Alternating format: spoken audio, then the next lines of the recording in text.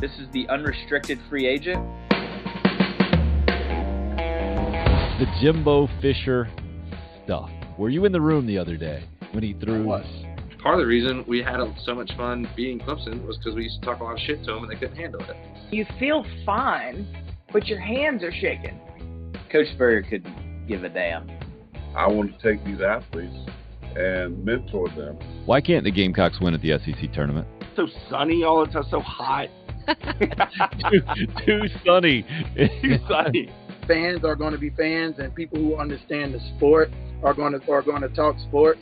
With some weird dynamics. It's going to be painful, but I think at the end of the day, we'll be stronger people for it.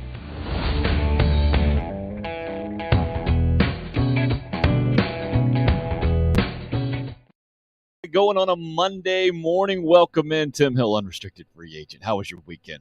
Hope it was a good one. How about we got some national champs in the state of South Carolina to discuss? We've got football news for the Gamecocks to discuss. We've got international rivalries and shots fired by Rory McIlroy at Greg Norman when we're talking about golf over the weekend as well. First ever Live Series versus PGA Tour, and it couldn't have worked out much better for the tour, I don't think, with Rory McIlroy winning up at the RBC Canadian Open. But I'm getting way ahead of myself there. Way ahead of myself. Super Regionals, pretty fantastic for college baseball. 6 out of 8 tickets punched for the College World Series. DC starting us off pre-9 a.m. with a message of happy Monday, everybody, on the YouTube live stream. Jason in with a hello and a so happy for North Greenville baseball. Roger Snow, same deal. Good morning. Congrats to the Crusaders, D2 champs. Anthony and Colette checking in this morning as well. Man, it was Friday night. North Greenville, national champs, D2 College World Series, rolling right through. Point Loma was the school that ended up winning the elimination game that started about the time we signed off on Friday. And that meant that they had to beat North Greenville twice to keep Landon Powell, Trey Dyson, Pat Monteith, John Michael Fail and company from becoming champs. And North Greenville did not allow that to happen. And what a story. What a season. What a run for the Crusaders. We'll try to get some feedback from those guys as we roll on today. We had them for probably more than an hour hanging out on Friday before the national championship clinching win. And we'll see what our buddy Trey Dyson can cook up for us today. Stuart Lake also set to join us to break down everything that we saw in the Super Regionals over the weekend.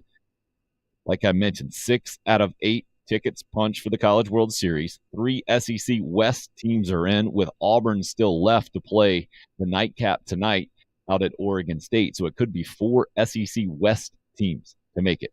None from the East, because Notre Dame coming up with, I think, the win of the weekend that everybody outside of Tennessee fans wanted to see for the most part. And it was fun to watch for sure. Coming back, 7th inning, it was a tying home run, I think. Ended up scoring 3 runs in the inning, added 3 more runs in the next inning, and going on to win relatively comfortable, if you could ever be comfortable as a visitor at Tennessee this year, for everything they did. And how they did it is the reason why we are talking about them so early on in the show, and why they were so notable. One of the reasons, kind of 1B, why they were so notable. Let's be very clear. They were notable because they were dominant. Absolutely dominant. And York says, hey, gang. Thanks, Irish. I think most people feeling about the same way. Jan weighing in this morning as well with a good morning to the UFAs out there. And I should probably do my hosting duty by saying, just by you being here this morning, please know how much gratitude I have for you being a part of the program and all you guys already contributing. Man, that's it definitely means a lot. This show could not be a show without you. York says, did not forget the arrogant social media posts after they beat us, talking about Tennessee, and you don't respect the game, Jan says. And that's the post that has stuck with me. I forget who put it out there first, something like the game knows or the game doesn't forget. And playing with flair and confidence and attitude, I don't think any of us have a problem with, unless we're on the receiving end of it personally, right? Maybe, but some of that is because South Carolina just wasn't good enough this year, just hasn't been very good in the last several years. And then you go see a program in your own division that you used to absolutely own. I forget what the win streak is. It was something crazy, like 16 games in a row or something. South Carolina beat Tennessee at one point. But it has changed. The balance of power has certainly changed. So maybe from the South Carolina perspective, it is even more tangible than most in the rest of the country. But the fact that it is not South Carolina specific just shows you the level that Tennessee took things this year. And to me, it peaked with their center fielder getting booted out of game one in the Super Regionals against Notre Dame by arguing with the ump. And then his reaction, I guess not even arguing with the ump, basically just cussing the ump out after it was a bad call, no doubt about it. A low strike call happens all the time in college baseball, especially in college baseball, right? It happens. You guys follow on social media, the Twitter account, Welcome to the Ump Show, is a fun one to follow. And I do get annoyed with it sometimes because they will throw out basically any bad call out there. And there's so many of strikes that are called maybe an inch or two, maybe a few inches off the plate. And I'm like, all right, it was a bad call, but there's no reason to use that as an example of an egregious bad call, because then it takes away from those that are egregious, and we know those. But RL puts it well this morning, and good morning to you, sir. He says, watching baseball Twitter come together in unity to send off Tennessee was beautiful. There are a couple of different examples of this that I saw, just social media-wise, right? I think it's Trey Lipscomb, their really good third baseman. There was a situation, I think, at third. I forget even which one it was, because there's so many situations that Tennessee seemingly always gets in. But something happened, and so he is on video saying, my bad, looking over to his right, and someone from Tennessee says, hey, you'll never see this replayed. Look at him saying, apologizing to the Notre Dame team. And then people who are actually watching the game and knew what was going on was like, no, he's talking to the third base ump over there. He wasn't talking to the team. It's a very different sentiment, right? And then there are pictures afterwards of Notre Dame's celebration with the field crew, the grounds crew from Tennessee, already kind of in the middle of it. They pulled out the gator, they tarped up the mound. And so some people are using that as an example of bad sportsmanship and the way the Tennessee program is. And then others who were actually there said, no, they weren't stopping them. They were just doing their job, and anybody on the Notre Dame team who wanted to scoop up dirt or whatever, they were letting them celebrate. They weren't getting in the way and the whole thing. So on one side or the other, you can take it too far for sure. But Tennessee took it too far multiple times on the field. The video, the example that sticks with me, I think it was Auburn. I might have had a bat flip towards the Tennessee dugout earlier this season, and Tony Vitello, the Tennessee coach, picks it up from the dugout and slings it back immediately. That is an example of who Tennessee is. I think that's the best example of who they are. And every coach ever has wanted to do that, right? To get ticked off in the moment. But the emotion that Tennessee evokes one way or the other, obviously, Tennessee fans were all in, and man, that thing just looked like a great baseball environment this weekend. And Gamecock fans remember Sarge Fry Field and the environments that were created there a lot because of just the intimacy of the place. Not a very big park, and you're right on top of each other, and that's exactly what Lindsey Nelson Stadium is like. And then you get Notre Dame coming in with their own chip on the shoulder. Thought they had done enough to earn a host in a regional. Didn't get to do that. Rolled through the Georgia Southern Regional. Come in as a big underdog. And, man, they were taking the extra base yesterday, weren't they? They had a clear strategy. The guy on the mound for Tennessee throws 98, but it takes them a while to get it to the plate. And so they were going to run. And they did, and they took advantage. And then the big comeback late, and they got the win. And like RL said, baseball Twitter celebrate. Coming together in unity. How about that? So other examples from the weekend. Let me get the ticker going, up and rolling here on the video live stream, Twitter, YouTube, Facebook, the 3 ways you can watch the video stream. I think I've got it up and rolling on the Tim Hill UFA as well off of the Twitter feed. Tough to test that while I'm doing it. I guess I could pop it up here, but then we get in some kind of wormhole and my head would probably explode. The audio version, live streaming on Podbean every day. Podbean.com is the place to go. Search Tim Hill UFA. You can find that. I usually put the link up in Twitter as well. And then after we're done at noon, the audio version of the podcast gets sent out all over the place to however you listen to your podcasts, and the video version automatically archiving. If you can subscribe and like and comment and all that stuff, that would be very helpful and much appreciated here on the program. But mention the ticker up and rolling because still 2 super regionals left out there. 4 o'clock and 7:30, the games tonight on ESPN2, both on the West Coast. It was UConn, the surprising win in game number 1 at number 2 Stanford. Stanford coming back and thumping UConn yesterday to kind of assert their dominance and regain the momentum in that series. We'll see how today's winner-take-all game goes starting at 4. And then at 7:30 tonight, it's out at Oregon State, which has been a fantastic environment and should be. They had their former manager, former head coach Pat Casey, 3-time national champion, on the broadcast last night. I was up late watching that thing. Auburn winning game number 1. Oregon State coming back, winning game number 2 by a run last night. So that's been a great series. So it could end up being, if Auburn pulls the upset, 4 SEC West teams. Half of the College World Series teams could come from half of the SEC. But you do the math, you say, wait a second, okay, 2 of the other teams out there, Texas and Oklahoma, who are coming to the SEC.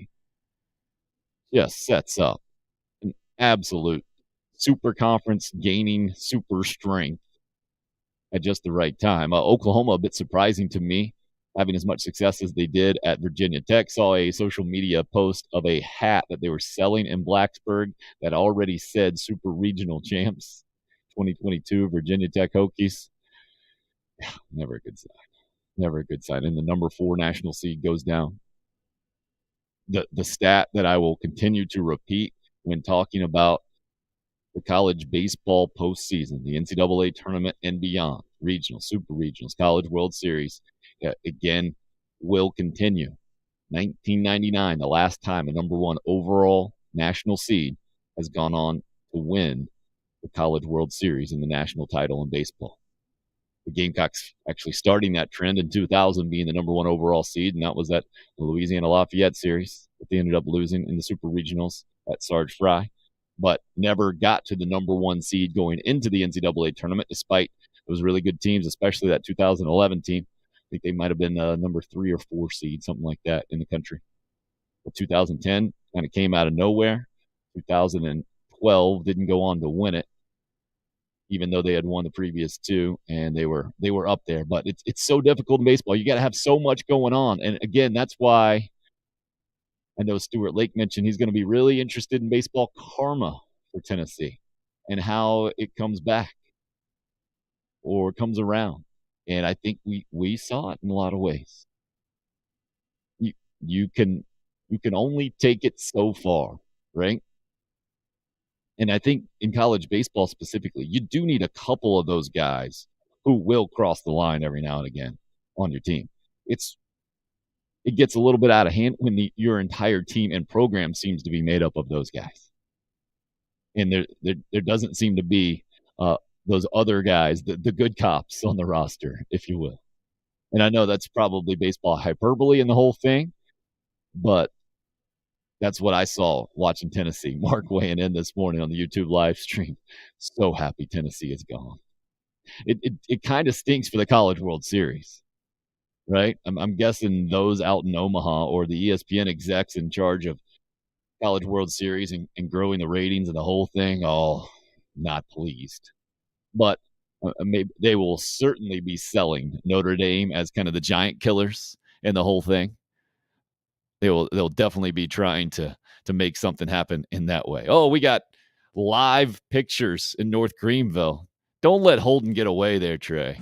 We got a trophy. Oh, where are we now, sir? As Trey Dyson joins us live. Yes, that is Holden Powell holding up the national championship trophy. Is that what's going on? Holden, say something. Hello. Man of many words. This is a young Holden Powell, class of 2027. He's gotten better.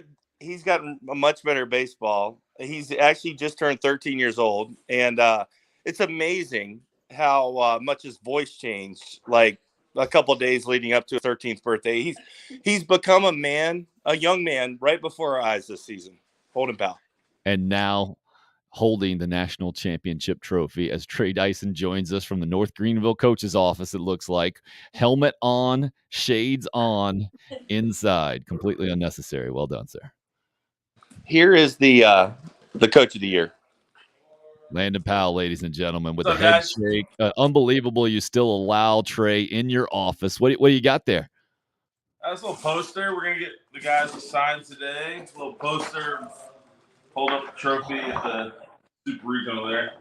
Very nice. The Super Regional trophy. One of my players, I don't know. I think John Michael Fail put this on my desk and said for everybody to sign it today. We're doing exit meetings as people go on their way today. So we'll get everybody to sign it. Oh, good stuff. The exit interview day has to have a much lighter tone or a much different tone with that national championship trophy on the desk, huh? Yeah, this will be a different one. Normally these are sad days, and there'll be probably a little bit of sadness today because some of the seniors, but normally these are kind of more somber days, like, hey, we didn't get it done, but we'll get them next year, and let's go out and work our butts off this summer. We got a lot to do, and this one's going to be a little different, Trey, don't you think? It's going to be just look at us. Yeah. Like, hey, proud of you. Go take the summer off. Go on vacation. Don't worry about it too much. Tim, let me tell you something. These guys they're so much fun. And Landon can be a softie big time sometimes. I mean, trust me, he can get into people when he needs to, but he loves winning so much. And I mean, so do I. We're making deals and stuff with the players before the game. Like, if we win tonight, we get X, Y, and Z. And Landon's like, yeah, we'll do that.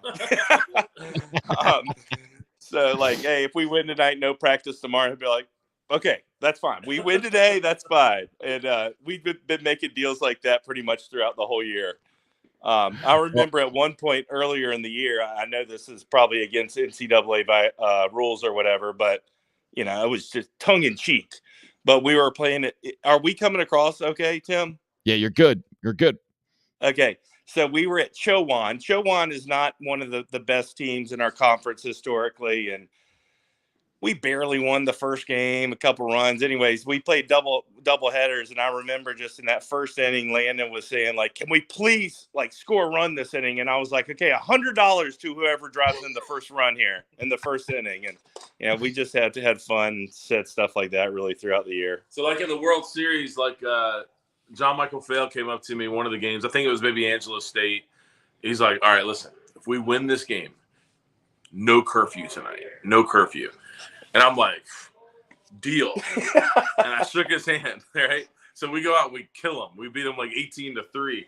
So he comes up, he goes, hey, no curfew, right? No curfew. I'm like, yeah, that was for you, though. Like, you didn't specify the entire team. You just said no curfew. And I shook your hand. So, yeah, you're good.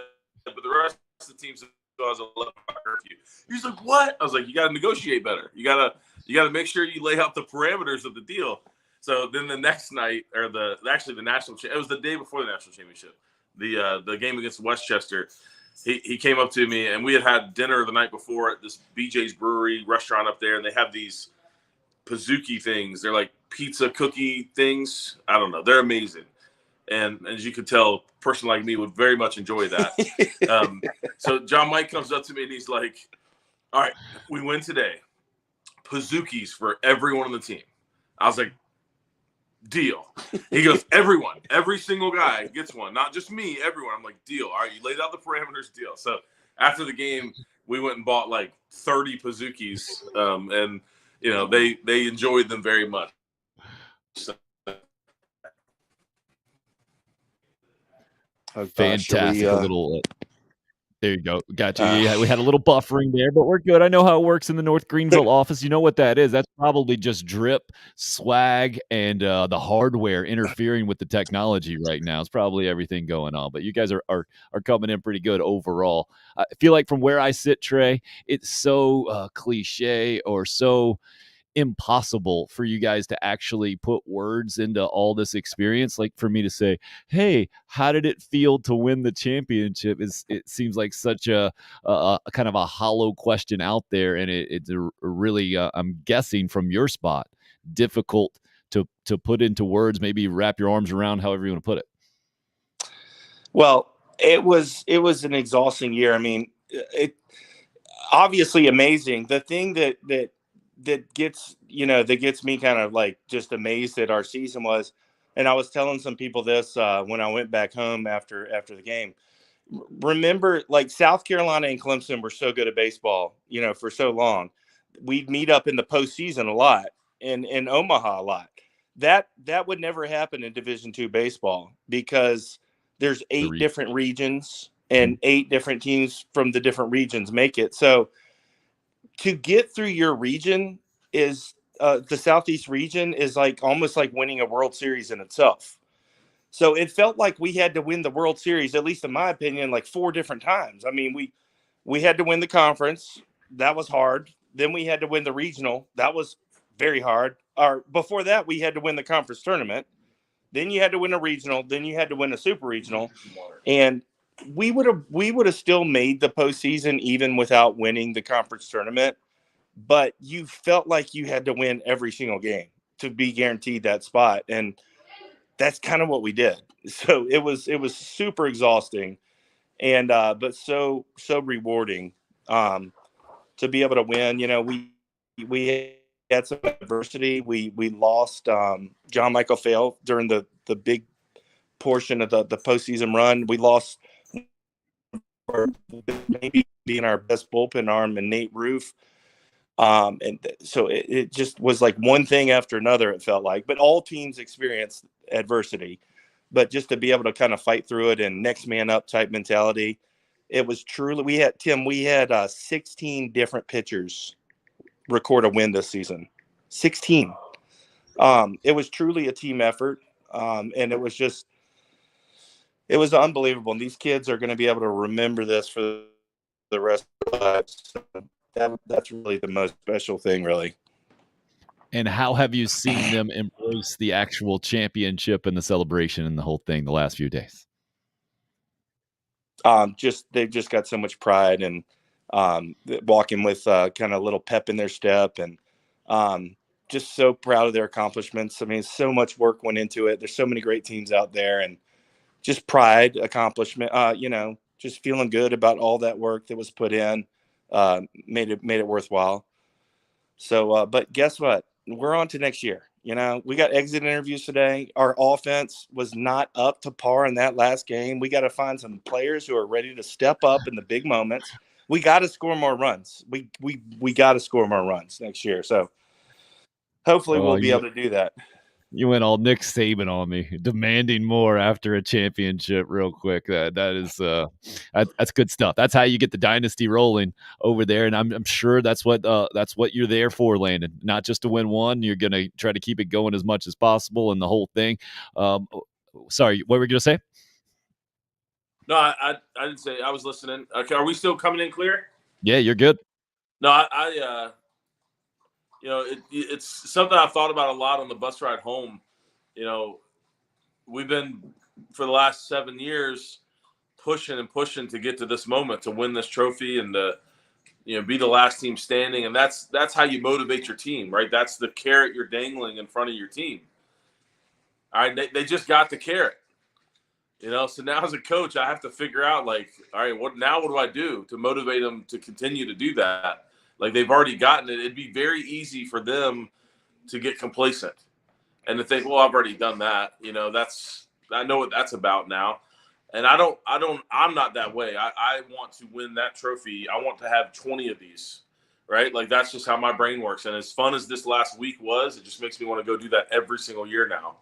And so I got to figure out a way moving forward in the next fall, how to motivate these guys and make sure that they stay hungry, because baseball is like that. It's not the best team. It's the team that plays the best and wants it the most, and, being hungry and having that passion to win is what separates great teams into championship teams. So, we're going to have a great team next year. We're going to be really talented on our roster, but will we be a championship team?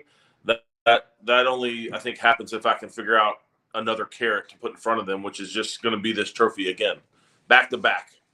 Well, it happens to be right on par with what you experienced as a player, right? You went through it. Trey didn't. Trey was out after 2002, right? But you had 2 more years where you guys made it back to the College World Series. I'm guessing you might be taking a page from Ray Tanner's playbook from what happened back then, right? Yeah, and then it was like, hey, we didn't win it. We got to go win it now. We got to go win it now. And so our motivation was to get back there and to actually win it. And we went 3 years in a row and weren't able to accomplish that. So, but yeah, I promise that'll be my goal, is motivating these guys to want to do it again. And, so we're going to have 15 or so new players in our program that haven't been here before, that just watched all of this unfold on television and Twitter and everything. And they're going to be really motivated to take part in it themselves. So I don't think it'll be too much of a challenge. I think I've recruited the right kind of guys that they want to win. I don't think it'll be very hard to convince them, but that'll be a big challenge for me going into the fall, is, no complacency. Like, we're not going to be happy and satisfied with this. We're going to keep trying to be better and better. So. And everything that you've got, you mentioned the publicity, and it seems to me, especially maybe with just one South Carolina team making the D1 College World Series, how much the state has kind of rallied around you guys. Any surprise names pop up on your phone or on Twitter or anything that you saw throwing out the support here in the last couple of weeks? It's been a ton. It's been really cool. I think when the game got over that night, I got back on the bus. And I was joking with one of my coaches. I was like, I had like 397 texts or something like that. And I was like, how in the world am I ever going to respond to all these people? And like, we didn't even really get on the bus till probably close to midnight, maybe 11:30 or something like that. So, trying to respond to text at 1 a.m.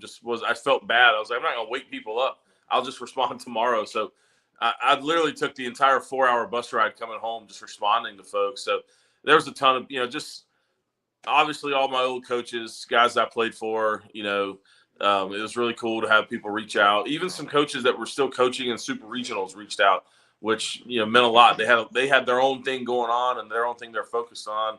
And for them to take time to send a text was cool. I think the ones that kind of caught me off guard is like, wow, that's really cool for the university is Senator Tim Scott. And, he tweeted and put a thing out for us, which was really cool. And then Governor McMaster, put something out and invited us to come to the State House and do a thing. So, that's big for North Greenville. North Greenville University doesn't get that kind of attention or notoriety. So we're, a little old Bible college up here in the hills. So for them to get that kind of notoriety, on a bigger stage like that, I think is cool for the university. So, but just it shows how much the baseball community and how many people really were following and really do care about what we were doing. And that feels good, because sometimes these guys don't realize, being at a smaller school, Division II level, it sometimes feels like people don't care. And I've always made sure that they realize how much we care, how much they should care. And our circle has always kind of been pretty small, but this opportunity, winning this, has shown us that the circle is much bigger than we think. And you had a press conference moment getting emotional about celebrating the good times with all the struggles that you have faced personally and that people face in general. You've been able to celebrate it here in the last couple of days?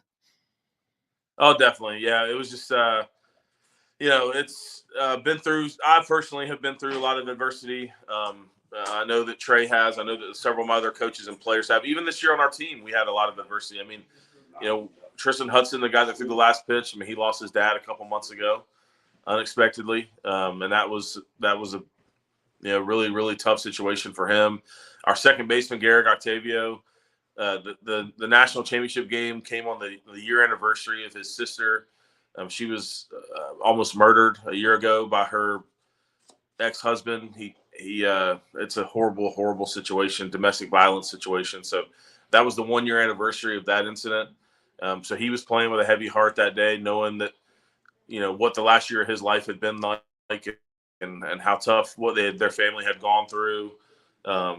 It's other guys on our team. We had, what do we have? 4 or 5 different grandparents die this season. I mean, just in the last couple months, it's been a tough year. So all of that adversity, that's what makes you want to celebrate the great times, because you go through the hard stuff in the valleys to get to that peak.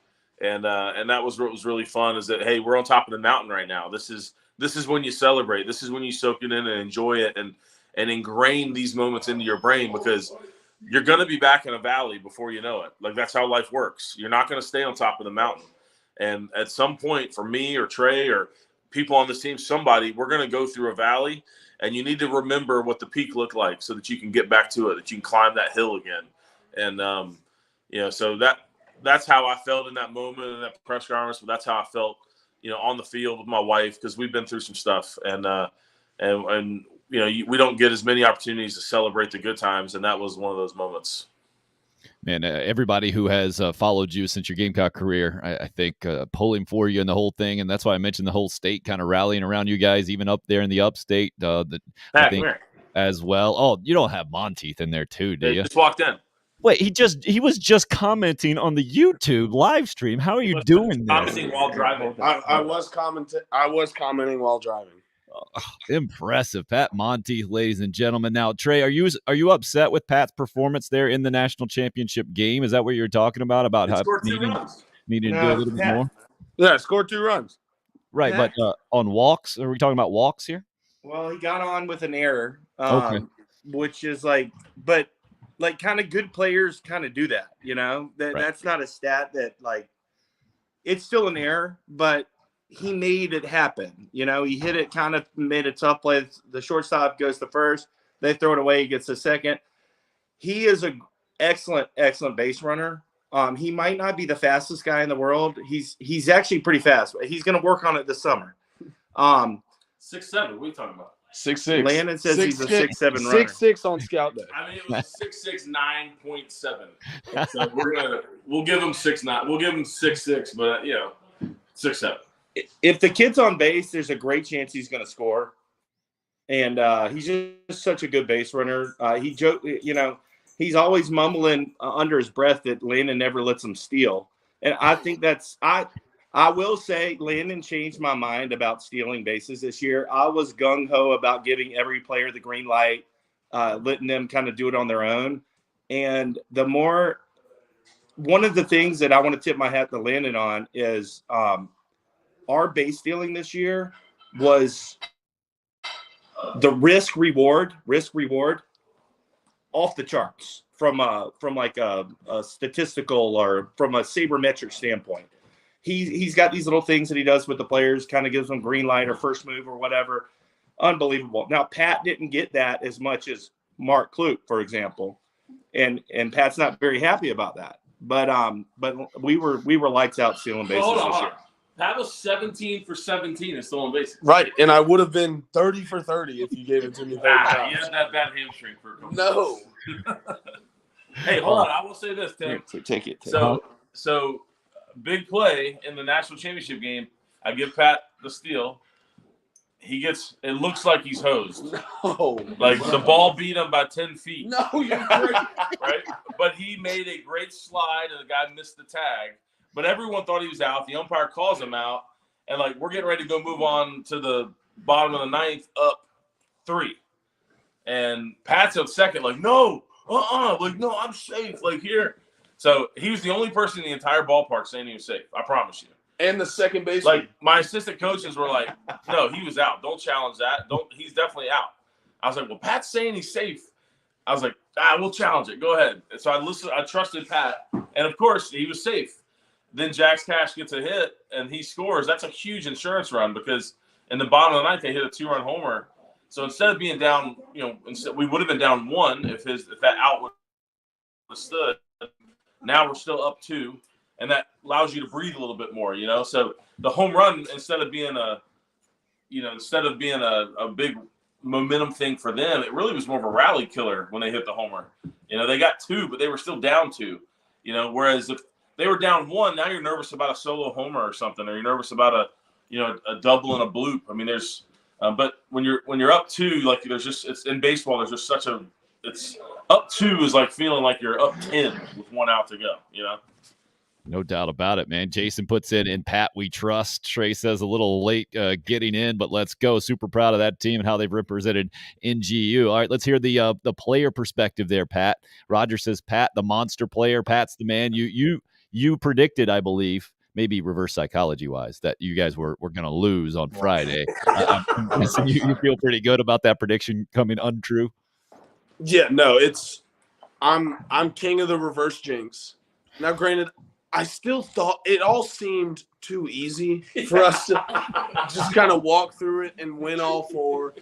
I figured we were going to lose one at some point. It just makes sense. It's like the 2 seed loses. It makes sense for us to lose, and then there's a winner-take-all game.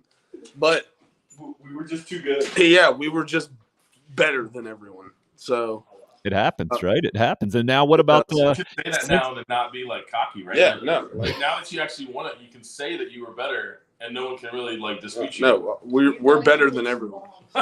Right, much different than where a team like Tennessee sits today. For instance, I am Baseball World's celebrating. I am so happy Tennessee lost. Hold on, he's got a bunch of friends on Tennessee. No, and I don't care. I hope they see it. I got a fair amount of buddies on that team.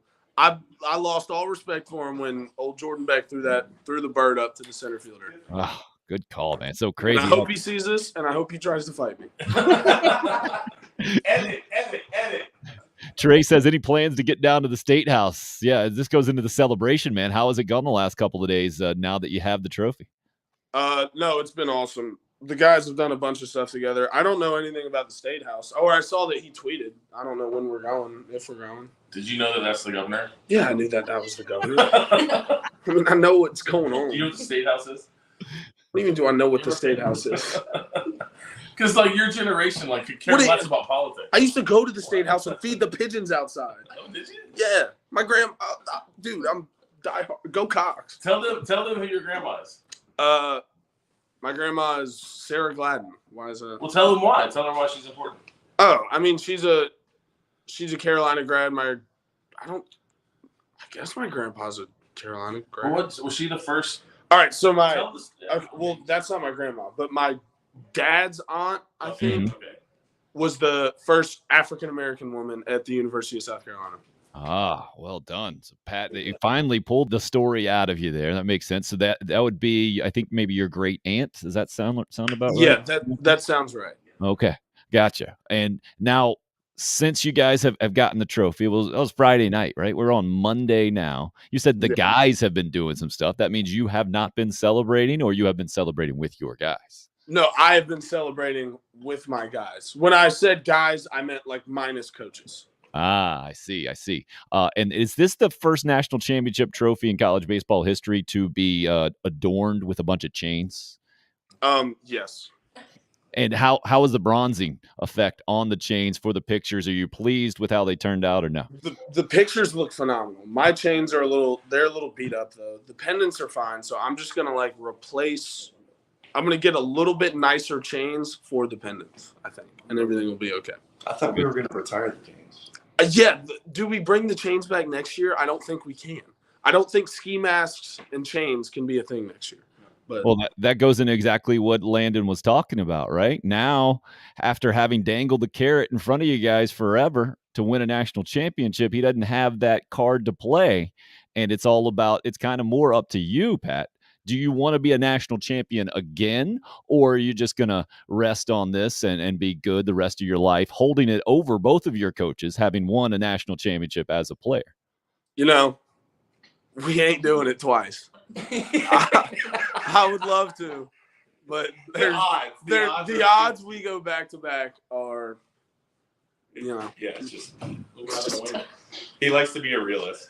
I love it. I love the approach. And again, the king of the reverse jinx. You're putting it out there again. It makes sense. He's the opposite of, I think it was Kareem back in the day, guaranteeing they would go back to back for the Lakers in front of Pat Riley. You're doing the opposite. I love that, Trey. I can tell you've been working with him from a media perspective.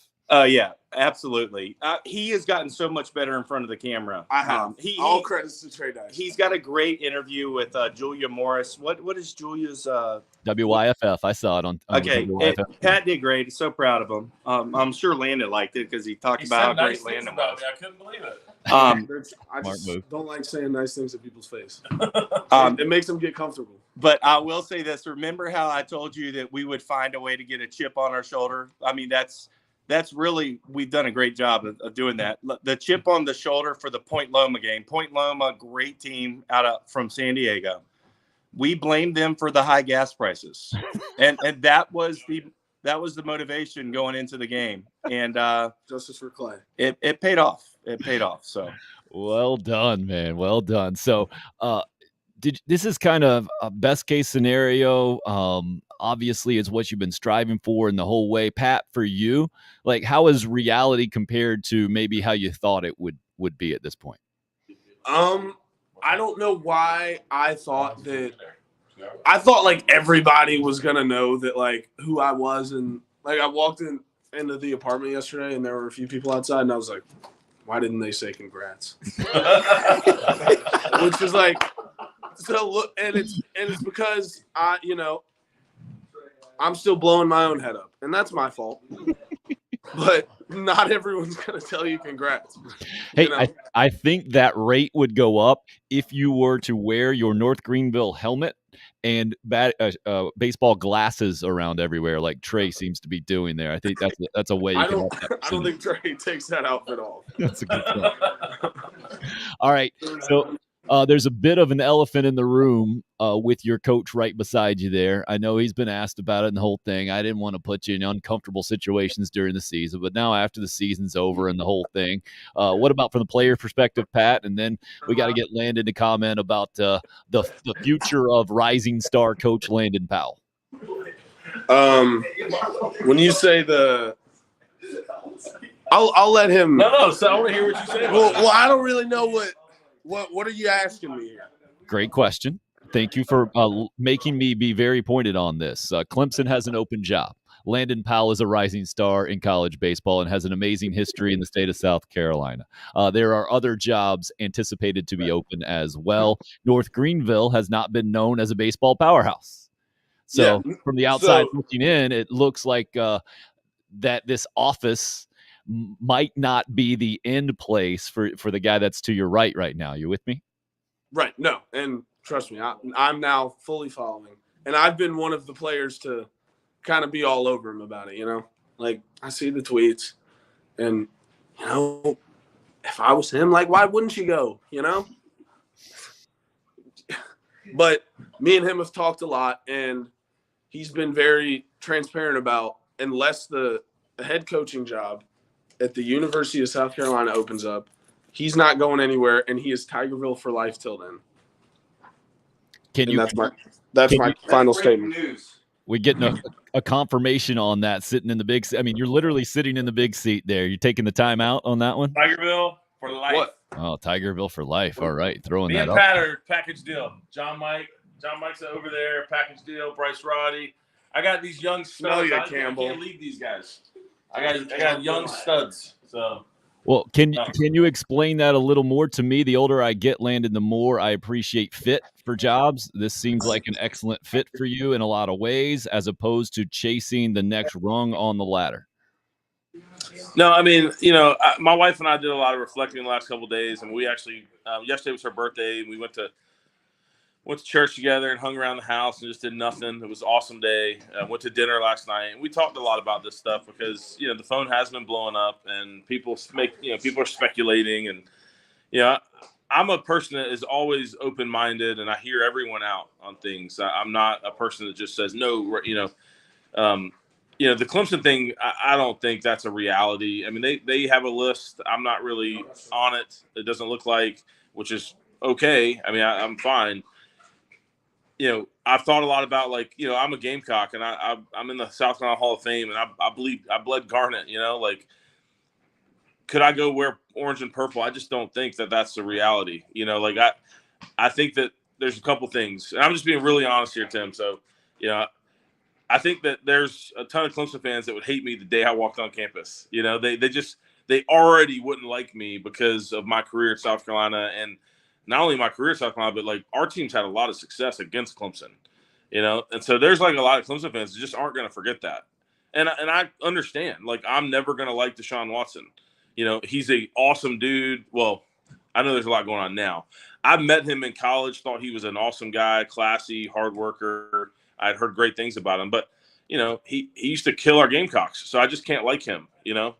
And I think Clemson fans feel that way about me in some ways. So I don't think that I'm a real reality for that job. And also, I got a bunch of teammates and family and friends that are Gamecocks also.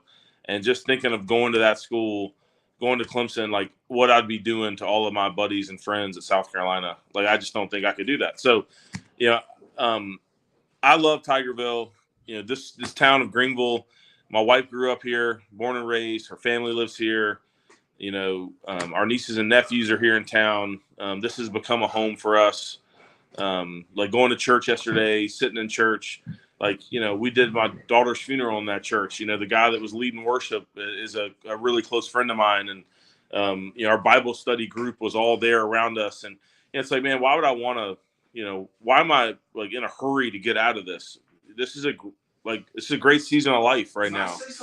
And so, you know, I'm not chasing any other jobs. I'm happy where my feet are. But, you know, I've told these recruits and I've told these guys in my office, there's 4 players in my office right now listening to me talk. I've told them from day one, like a job that I would take would be the University of South Carolina. There's no secret about that. You know, that's my alma mater. You know, I was shaped into the person I am at that university. I love that fan base. That is a place that I would go. But I'm not in a hurry to do it. I'm not, you know, they got a coach there now. I believe in him. I have his back. And I mean that. Like, I know there's a lot of people that don't have his back and that are questioning what's going on there right now. I'm not one of those people. I want them to be better. Am I, as a Gamecock, satisfied with what they're doing there? No, it's not. Right now, it's not good enough. But he knows that too. I promise you. And he wants to get it better. I know he does. And I have his back. I believe in him. I think he's the guy that can turn it around and get him on track. So, you know, I by no means, I'm a Mark Kingston fan. I'm rooting for him. I hope he gets it done. But, you know, maybe 5 years from now, 10 years from now, who knows what the future holds. Maybe that job is available. And, you know, maybe I get a phone call or maybe I don't. I don't know, but I can't control that. So these players right here, I'm invested in them. They've invested in me. And, you know, I got guys in this office. There's 4 guys in here right now that all have eligibility to be here again next year. So we're going to go win another one. You know, that's the game plan. It is my duty to ask to confirm that was neither Clemson nor Ray Tanner or Mark Kingston calling your phone while you're in the middle of that, right? That was actually a Clemson fan, but no, he's not one of them. Okay. So no, it was actually my brother-in-law calling me right there, who's a diehard Clemson fan. I'll call him back. Nice work. So my only response to that, and I really appreciate you being upfront and as forthcoming on this uncomfortable situation as possible. But my only follow-up question would be kind of what you touched on when you're talking about how players sometimes at a Division II university can feel like they're not getting maybe the deserved attention they're getting. Do you ever feel that way as a coach? I think from the outside looking in, fans would probably say, well, of course you would move up to a Division I job if it were to open, kind of thing. Yeah, I mean, so the thing about me, like moving up Division I, like I don't know if people realize like why I do what I do. I don't coach college baseball to climb the ladder and get the next best job. That's not my motivation. You know, I think there's a lot of coaches out there that are chasing the bigger job. They're chasing the pay raise. That, you know, they want to be on the big stage. You know, and Tim, like I've been fortunate to play this game at the highest level on the biggest stage, and you know, I've gotten my name in the paper. I've made my money. Like that stuff, those boxes are checked for me personally. Like those things don't fulfill me anymore.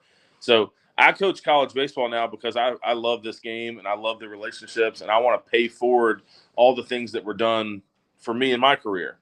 You know, I had a lot of great coaches that, you know, mentored me, helped me, you know, led me on the path I'm on. And I feel like it's my duty to pay that forward to the next generation. And I'm just a lifer. I would rather coach baseball every day than go sell insurance. This is what I love to do. I've been fortunate and lucky that financially I'm in a good spot from my playing career and things like that, and some investments that I don't have to work for the money. So North Greenville is not a job that pays very much. I'm not sitting here raking it in, but that's okay. Like I'm comfortable. I got enough to survive. My kids are healthy and happy. So I like coaching because I love coaching. I don't want to just go chase a bigger job that pays more money. And then, the thing some people say is like, well, don't you want to do it on a bigger stage? Like, prove that you can do it at the D1 level or in the SEC or one of those places. Like the competitor in me will tell you like, yeah, there's a little bit of that, like that people may discredit what we've done because it's D2, but people that really know, that have like been to North Greenville, seen our campus, people that like saw it 4 years ago, people that know this level of baseball, they know what we've done. Like I don't have to prove to anybody like what we just accomplished. I would be willing to tell you, I think what we just accomplished at North Greenville in the last 7 or 8 years is harder than taking a place like South Carolina to Omaha. They have South Carolina has an incredible facility. They have huge budgets. Coaches have tons. They get tons of pay. They have tons of recognition. We used to joke around the offices all the time, like, you know how easy it is to recruit at some of those SEC schools? Like you go find a Pat Monteith and you're like, oh, that guy's a stud. Hey, you want to come to South Carolina? And then he's like, yeah, and that's it. Like it's that easy, But like I had to go to Pat and be like, hey, you want to come to North Greenville University, Tigerville? Like, hey, you got to go to chapel twice a week, and you got to take Old Testament and New Testament. Hey, you can never drink an alcoholic beverage, and you can't take a dip. And if you get caught kissing a girl, they kick you out of school. And I don't have any scholarship money really to give you. But I promise it's going to be great. Like this is going to be awesome. That's what I'm having to convince these guys. So think how easy it would be at South Carolina. Just be like, hey, you want to come? Yeah, okay, let's go. Like I feel like the recruiting would be so simple. And I'm joking. I'm not trying to make light of what the coaches at South Carolina deal with. I mean, they obviously have to work hard. But I think what we've accomplished at North Greenville is for the people that know, that have like been here and seen this and understand, like. I don't need to go to a bigger level to prove what we're capable of. So that's a long answer to your question, but I'm not chasing anything. I don't feel like a hole or an emptiness that I need to go fill it at a different level or like accomplish more. Like I'm really proud of what we just accomplished. I love these guys and these players, and I just want to go win 3 or 4 more now in a row and just keep doing it. Wow, good stuff, man. Much appreciated. The insight there, and it makes a lot of sense, and I think it's where a lot of people strive to be, Landon, right? You do your job for the right reasons, and the only reason why you would ever leave that job would be maybe for 1 or 2 dream opportunities out there. It seems to be where you are right now. Yeah, I'd say that's pretty good. I mean, I there's a quality of life piece to what I have here. There's the family that I have here, we're my family, my life, my personal family. We're in a good season of life right now. So I'm not jumping or racing to get anything. But like I've told people from the get-go, and like I told Coach Tanner when I retired from the big leagues 8 years ago, I mean, this is not a secret or something new. My ultimate goal down the road long term, I would love to be back at my alma mater. Like that would be a goal personally that I do have. And these guys know that. But I'm in no hurry to make that happen, God has a plan, and when that plan happens, it happens. If it doesn't, I'm okay with that too. So I don't want people out there to think that I'm like chasing that or reaching for that. Like, man, I hope Mark Kingston goes and wins 3 or 4 national championships in a row, and then he rides off in the set and he retires at some point, just like Coach Tanner did. Then maybe it's my turn. I don't know, or maybe it's not. But I teach these players the same thing. I have to live it. Be happy where your feet are. Enjoy the moment and what you're doing, and if you got 1 foot out the door all the time, how are you fully committed? You're not. And so I have to practice what I preach, and that's what I've been doing. Good stuff, man. I don't think it just applies to college baseball players at Division II North Greenville. It can apply to all of us and multiple stages of life as well. Words of wisdom. Dude, thanks for letting us in the office here today. Just personally, we love following this journey, even if you guys are doing some weird drills in the office right now beside the blackboard. We got the dogs involved. You got the players involved. It's clearly the family atmosphere. We saw your son holding the trophy earlier. Our team mascot right here, Ginger. Great stuff. Ginger, now a championship dog, no matter what, right? Do you get a dog version of that? Can you wear it on the collar? Can we do that? Yeah, we'll get her a ring for the collar, yeah, like a little pendant. Wait a second. Michael Fail, superstar, All-American. I mean, greatest story maybe in baseball that I've come across in the last several years. During all this, Trey made you hold the phone, Landon. Unbelievable. And Pat's just sitting there doing nothing. You can't even get my assistant to hold the phone for me. I'm over Unbelievable. Here. Unreal. Guys, thanks so much and congratulations. Continue to enjoy it, and would love to catch up with you guys on the next part of the show. All right. Appreciate y'all. Trey, do you want to sign off? Hey, Tim, it's been a pleasure. We want to thank yourself, the UFAs, and on behalf of North Greenville University, you were a part of this. We appreciate the coverage. I'm very popular in Chuck. And you know what? We got to keep winning. That's what we're planning on doing here today. We got to get better. We got to get rid of some of these hitters and replace them with some guys who can hit in the clutch. That's what we're working on here today. Some tough exit interviews. Well done. Trey Dyson, North Greenville Crusaders, Division II national champions. John Michael Fail with a Hollywood script written. Trey, get on that. Send it to the proper executives. If you need another ghostwriter, I'll help you out. Thank you, Timothy. Y'all have a great day. We appreciate breaking news on your program there today.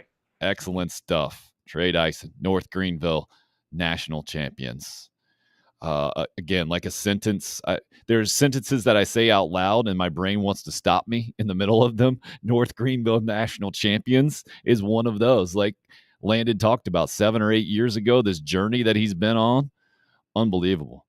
Roger says it sounds like Coach Powell has found the secret of contentment. God bless you, man. Trey, being a North Greenville grad, says a pro tip to Pat and the Crusaders. If you fall asleep in chapel, do so with your hands closed. When they wake you up, say amen just loud enough that they hear you, and they'll never do it again. Good stuff. And I don't know if it was a great interview with Landon. Anytime Landon is talking, I feel like I'm going to learn something. And it started, I'll never forget, when he was drafted his junior year, right? This is a guy who moved his recruitment up a year. He reclassified, which is a thing here in the last 5 years that mostly like basketball players do. But he did this way back in 2001. He reclassified to basically skip his senior year of high school, come to Carolina as a top-level recruit for Ray Tanner and company. And Stuart Lake, well, I'll hop you in here. I know you've talked about this story before, right? He had to struggle to get playing time with Timmy Whitaker behind the plate, and then goes on to help lead the Gamecocks to their first College World Series under Ray Tanner in 2002. Back the next couple of years, a rare guy in college who gets drafted pretty high, is going to make some money. And even then, Stuart, he chose more quality of life kind of stuff over an instant paycheck that a lot of people choose, and showed me wisdom beyond his years.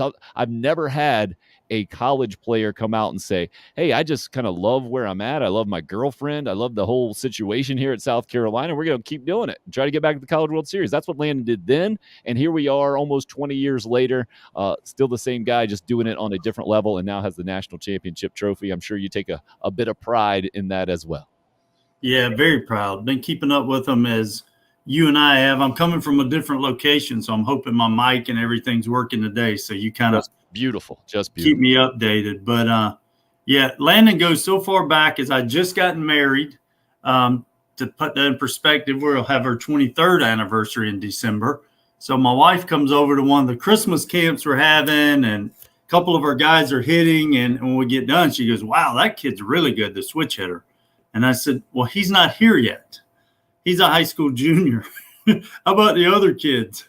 And she's like, "Oh, yeah, they're good too." So it was so funny because he then reclassified to come over and actually was a player the next year. So that she always felt really close. The first kid to ever commit when I was a college coach was Drew Meyer. So Tracy's always felt so close to him because she was on that official visit. And then Landon Powell, he was just one of those kids as a player you were kind of drawn to. You know, we were only in our early to mid 20s when they were playing. So when I started my career, gosh, there was a guy, Tim Angelini, my first year, is only a year younger than me. So kids were right there, and we're just so close to following him. And then his family was just off the charts. He was dating Allison, who's his wife now then. And you knew if you sat by her at any World Series game, you could get on TV, if you remember, because the ESPN camera guy tipped his hand on that one. He just kept going to her, whether it even affected our team. And but we just knew them so young, and to see their success and to see them win that national championship and to do that and overcome Trey Dyson's staff, that in itself just says a lot. I hope Trey's still listening if I plug in for him there. Here is the kind of power Trey has. I think we had a little technical glitch on there, so the dig didn't even come through clearly, but I get where you're coming from. Overcoming Trey Dyson on the staff, exactly how I would put it as well.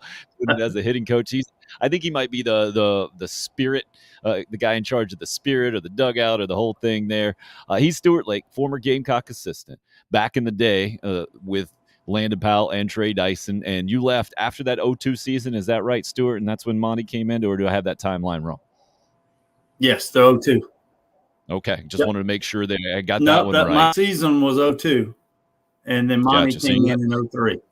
Yeah. Right. So you had the national championship game that I know was in the back of Trey's head for sure. That was in the back of Landon's head when they were doing this thing Friday night. They were in the driver's seat this time, fortunately. Right. It was a double elimination deal for them. Point Loma would have to beat them twice.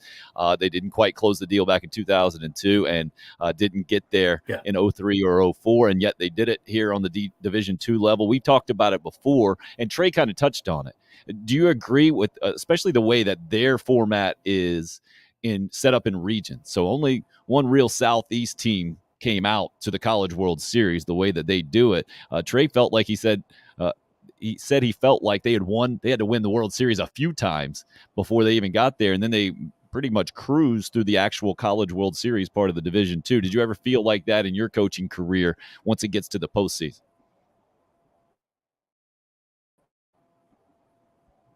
It did for us because we had lost those two previous years in those super regionals, so heartbreaking. I mean, we lost game 3-2 twice.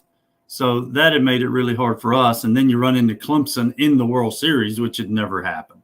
So it felt like we had to deal with two national championship games before a national championship game because, our state shut down back then to watch those games. That had just never happened in the World Series to play each other. So by the time we got to play Texas that Saturday, we felt like we had won the national championship. Unfortunately, we had only won the state championship at that point, and that was a really good Texas team too.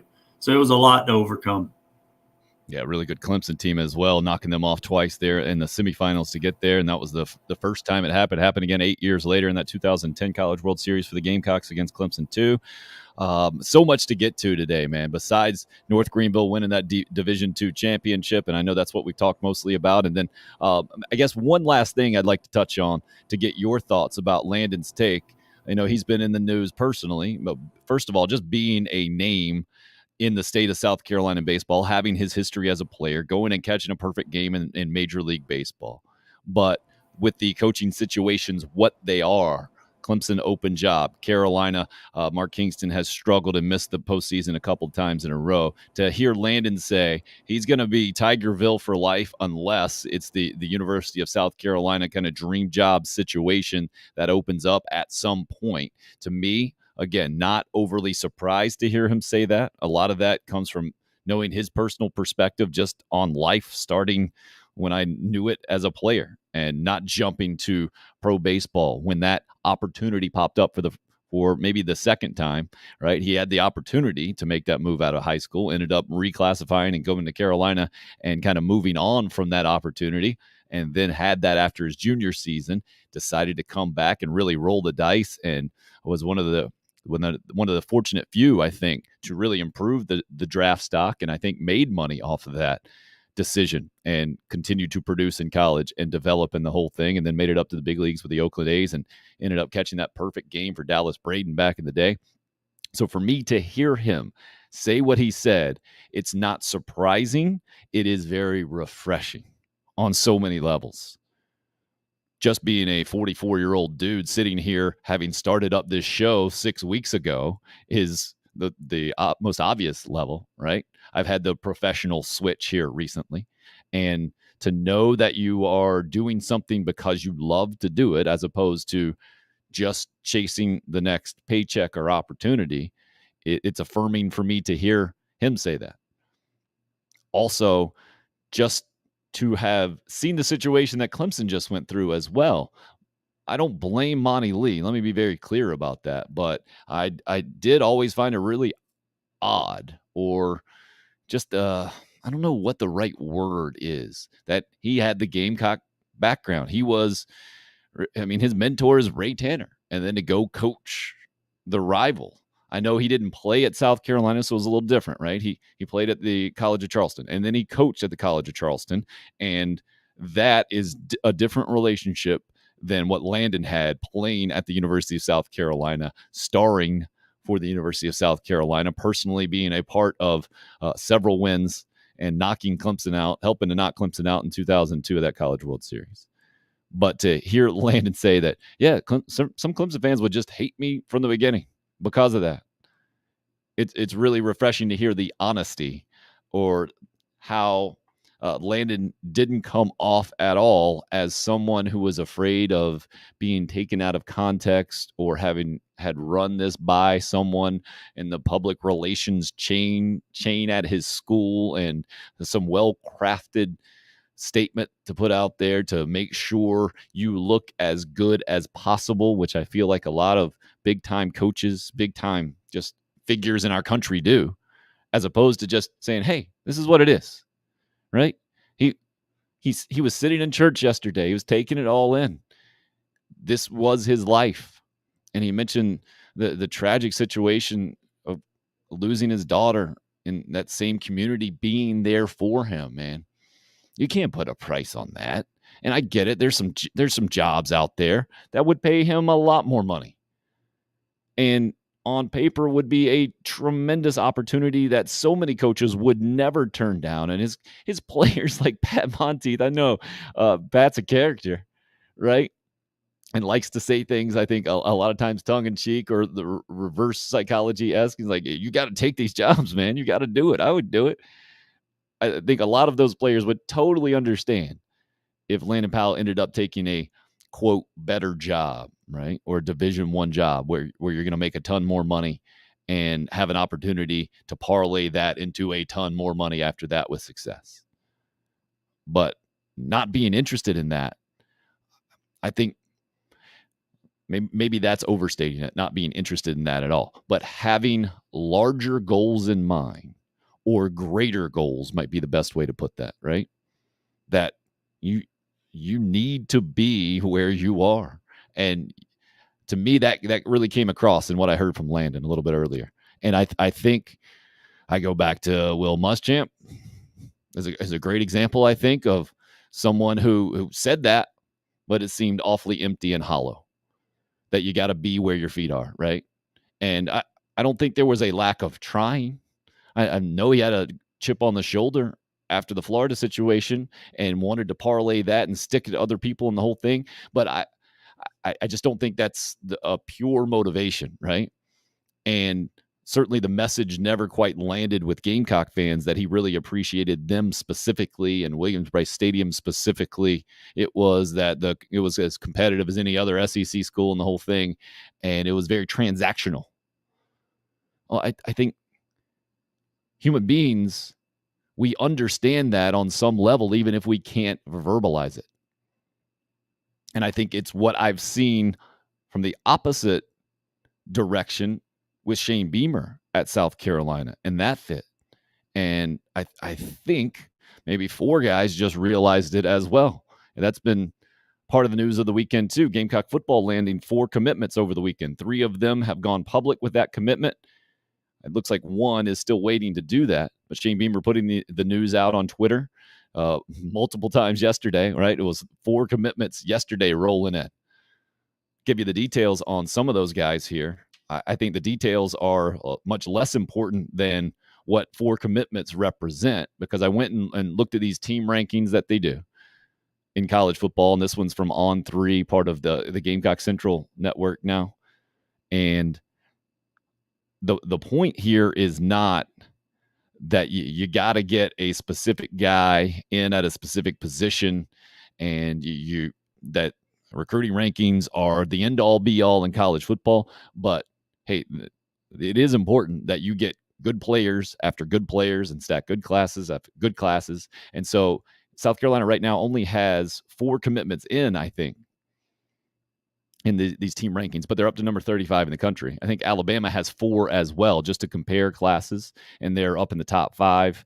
I think the most committed guys at this point in the class of 2023 are somewhere around 10, because with the number being capped at 25 as we sit here right now, I think I'm pretty sure the reports are that the NCAA is going to change that and open it up, and it's going to be a little bit different. So there are question marks out there with the transfer portal being as popular, and a clear advantage for those like South Carolina who go out there and land guys that you don't want to put too many commitments out there. You don't want to have too many guys filled up right now. So the 3 guys who announced yesterday, the first one was a 4-star guy. Take this again for what it's worth. In Kelton Henderson out of Fort Myers, Florida, 6 foot, 180 pounds. You'll see athlete, the ATH beside his name in the recruiting deal. It looks like South Carolina wants him to play at receiver, or at least start there and see where it goes. A couple other Florida guys as well. So all 3 guys yesterday from the state of Florida. It's Connor Cox, the tight end, 6'5", 220 is what he's listed at. Same school as Tim Tebow went to down in Jacksonville back in the day. And then it was a DB, Cameron Upshaw, who it looks like he's projecting to play safety by most, but Dorian Gray not ruling out sliding over to nickel or corner eventually. So those are the 3 guys named yesterday joining Gamecock football, giving Shane Beamer his first burst of momentum. There's another guy committed, an offensive lineman from Atlanta. Those are the 4 official commits right now. I say official. They're not official. Public commits, I should say, for Gamecock football. And Shane Beamer again tweeting out that he got a call from another recruit yesterday who has committed to him, but the news has not been made public. So kind of unnamed right now, which is the way that these college football commitments have gone here recently. So positive momentum for the Gamecocks. Up to number 35 in the country. Again, keep that in your own perspective. Take that for what it's worth. But that part of a big recruiting weekend overall for Carolina. I think it was 13 guys in on official visits.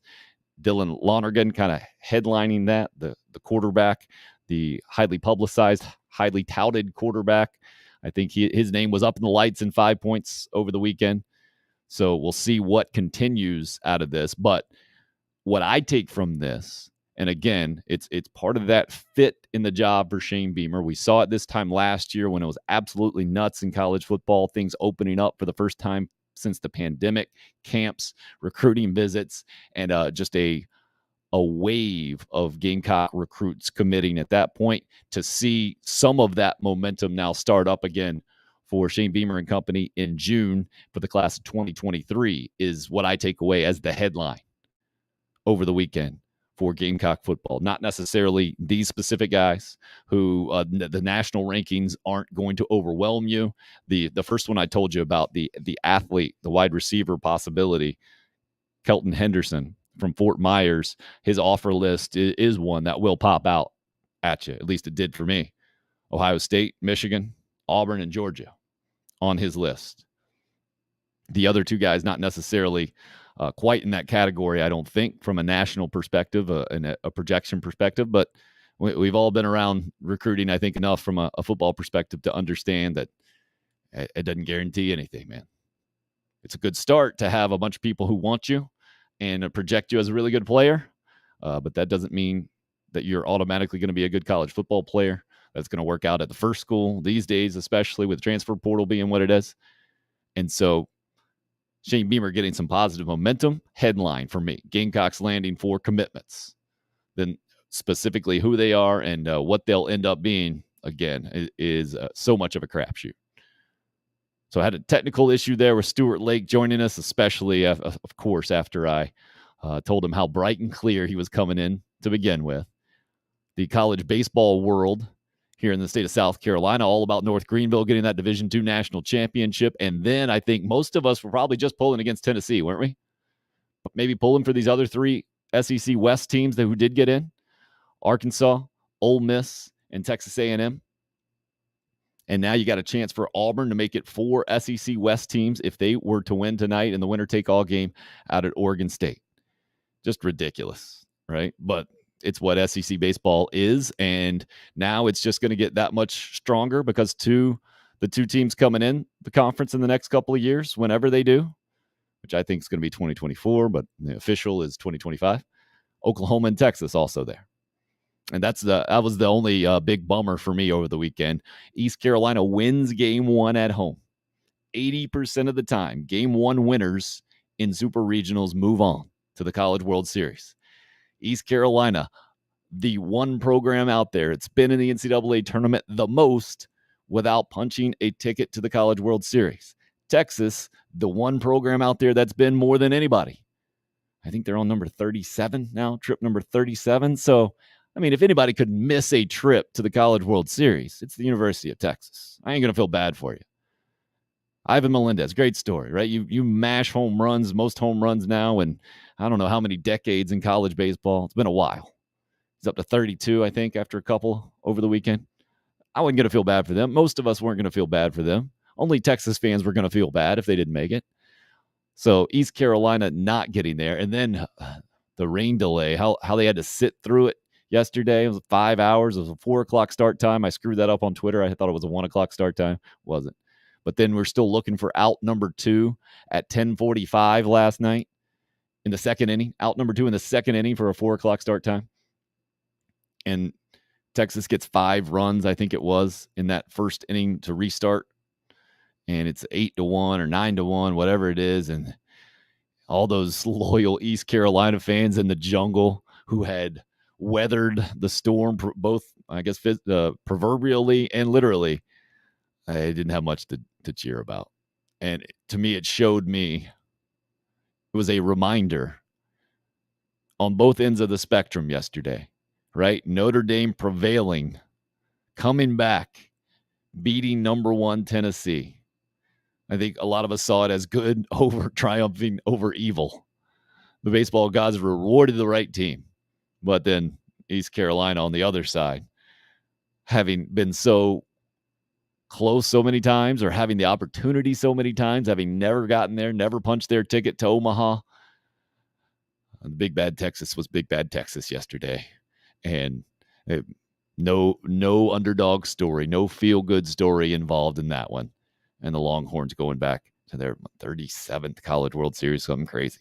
But that Notre Dame knocking off Tennessee, I think it was enough to make all of us feel really good about college baseball yesterday. And a great reminder, too, kind of what we touched on with the North Greenville situation, having to slug it out in conference tournaments and their first regional and then the super regionals and the whole thing. It wasn't easy for a really, really good team like then. And then they got to carry North Carolina, the Team USA training facility, and just pretty much cruised. I don't think they had a 1-run game. Pretty much cruised to the title. And Tennessee unable to get even to the College World Series with the ridiculously good season they had. Unbelievable. All right, RL weighing in on the Gamecock football situation. I really want to see us get some defensive and offensive line prospects as the cycle progresses. Good pickups over the weekend, though. So RL looking at defensive and offensive linemen. Speaking of that, Carlos Dunlap, North Charleston native, Florida Gator in college and longtime NFL pro, is visiting with the Carolina Panthers today. Panthers really do need another edge rusher. Dunlap kind of represents that, but he does bring a bunch of baggage with him. No doubt about it. Will be interesting to see how that situation plays out. Back to more of your comments on the YouTube live stream. I'll pull for Pig Suey, I guess. This is coming from Craig after Trey says, so who are we supporting now?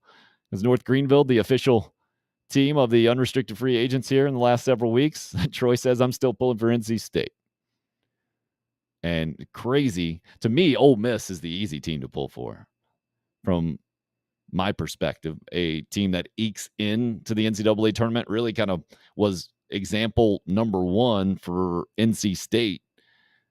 All the supporters of them and maybe the head shakers out there, the head scratchers saying, how did NC State not make it in? But Ole Miss did. Ole Miss, what was the final there? 11-0 in game one, 5-0 in game number two. So 16 zip combined, I think, against Southern Miss. Whew. Impressive. And Mike Bianco, I didn't realize, just his second time going back to the College World Series. Again, another reminder of how difficult it can be. It is to do that. And it can be at certain places. He's been a really good college baseball coach for a long time. They had struggled this year, and Ole Miss fans were complaining. There were rumbles of trying to run him out of town and the whole thing. And now you see a run to the College World Series and the most dominating performance in the Super Regionals. As a number 3 seed, when you only have 1 through 4 seeds in college baseball, massively impressive. Texas A&M, impressively knocking off Louisville, getting out there in the first year of Jim Schlossnagle is a heck of a story. The other SEC West team, Arkansas, like Trey mentioned there, Dave Van Horn just keeps on doing it, and doing it at North Carolina was not an easy thing to do, man. Vance Honeycutt, their center fielder, is so good. Robbed a home run of Georgia in the regional round elimination game where North Carolina fought back through the loser's bracket, I believe it was. And then the diving play to keep the game tied yesterday in front of him. I felt at that point, I didn't know, I didn't think Arkansas had the mojo on its side. And yet they're good enough to keep going. Mark says if UConn pulls through, I'll probably root for them. Yeah, good call, man. I mean, I thought it was on paper the biggest mismatch by far in the super regional round. And then UConn, I can't even look up, and they're up like 9-1 in the second inning or something in game number 1. Well, Stanford returned the favor last night. It's 8-2 the final. So we get a winner-take-all game, and that is the 4 o'clock game today. 4 o'clock game, ESPN2, UConn Stanford. 7:30 game will be Oregon State hosting Auburn, and that's been a fun regional to watch as well. When's the last time a Northern team has won it all? Good question, Mark. The Northwest, listening to Pat Casey last night, former Oregon State manager, head coach on the broadcast. They might be the last example. You know, Michigan played Vanderbilt for it a couple of years ago. Crazy to think that if this is 2 years from now, it's 6 out of 8 teams from the SEC. Yeah, with Oklahoma and Texas involved. And I don't think that quite makes sense, right? So we've got, let's see, I know we got 3 in the SEC, and we've got Oklahoma and Texas, so that's 5. I think it's just 5 right now of the 6 tickets punched, and then you could have 6 out of 8. Maybe that's where Trey's going with Auburn still having the chance to get in. Yeah, absolutely crazy, but not much different. I mean, it kind of reminds me of what Trey Dyson was talking about from North Greenville's perspective about having to win the World Series a few times just to get to the College World Series. Steve Spurrier always said, yeah, I think winning an SEC championship is about as maybe more difficult than winning the national championship. And it's going to be that and then some in the SEC. And that's where Tennessee fans have to really be so bummed today. Again, don't feel bad for them. But the run they made through the SEC, winning the conference by 6 games, 25-5. I think it was that same record that the Gamecocks had back in 2000. Tremendous. But again, so is how difficult the road to get to Omaha is, no matter what you've done in the regular season. And sometimes I think it can feel more difficult for those teams who didn't go through the adversity that other programs did. Like Ole Miss going on the road in a super regional is all gravy. All doing it against the little brother in the state, Southern Miss. You telling me those Ole Miss guys didn't go in with confidence? 16-0 shows me they absolutely did. And not they just didn't go in with confidence. They absolutely backed it up as well. Trey dropping 1964. Minnesota won it. Thank you, Trey. You're going straight northern team. Troy says 70 home runs hit this weekend in the Supers, and yet Southern Miss didn't score a single run. Well, they got really, really close to hitting the grand slam, right? Did you guys see that one? And, man, it looked to me like he did in real time. And yet it on the replay, hooked right around the fair pole there down the right field line and was confirmed. I think they did call it a foul ball on the field, and that one was confirmed by replay. And that, man, that's rough. The Southern Miss coach, though, handling it like a champ in the program. It seems to be the polar opposite of Tennessee as we sit here today. And not that publicly Tony Vitello didn't handle it well, and he took a lot of responsibility, say I didn't make the right moves and the whole thing. But we all saw how Tennessee played this year. And that's where all of us, I think, outside of Tennessee fans or Notre Dame fans the last several days. And we feel really good about how Notre Dame went into Knoxville and knocked off the number one team in the country and really one of the best teams in the regular season in the past several years. So super regional weekend, certainly notable. And, I got to touch on golf as well. I get it. Well, with Dustin Johnson being a headliner, being a Columbia guy, to me, that's the local take on this thing. But clearly, Rory McIlroy was the story over the weekend, coming back and firing a 62 at the RBC Canadian Open to win it and get his 21st career win.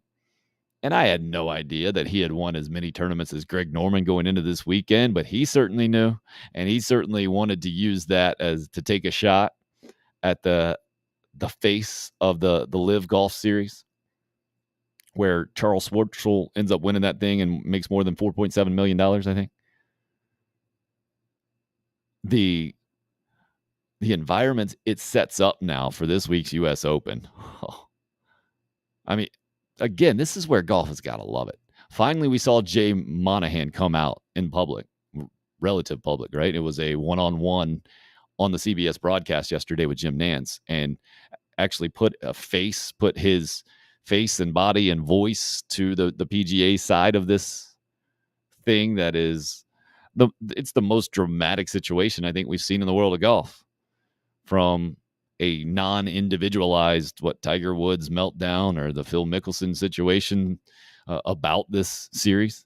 But as a commissioner, it's your job. It's what you got to do. You got to go out there and be the front man. The fact that he hasn't done this more, that it's been a letter that was released, is just quintessential golf, right? Imagine this is what Roger Goodell gets paid for and why he earns the booze at the NFL draft and the whole thing, why he makes, $30 million a year or something. Golf does it a little differently than the NFL. Makes sense. But Rory taking the shot at Greg Norman, I got no problem with it. I mean, you go out and you fire 62. It's great. You're going to love seeing the press conferences this week, both from the guys that just defected to the Live Series, and Bryson DeChambeau made it official over the weekend, as did Patrick Reed when we told you about that coming, right? But now these guys are eligible. They are playing in the U.S. Open this week. They will be in the same locker room as these other guys. And to me, what the PGA Tour has done to make this either you're for us or against us kind of deal, and the way that some of these players have bought into that, the Rory McIlroys, the Justin Thomases, the whole thing, that's the fascinating part. And Phil Mickelson was over there yesterday. He was getting ready. Saw a picture of him on the course, getting ready for the U.S. Open. The way that these guys will now interact or talk publicly this week, going to be fascinating. Mickelson didn't play worth a dang over the weekend at that Live Series event. Dustin Johnson, I think, he ended up 1 under, played pretty well, maybe 10th or so. So the way and imagine this week if one of those dudes ends up winning,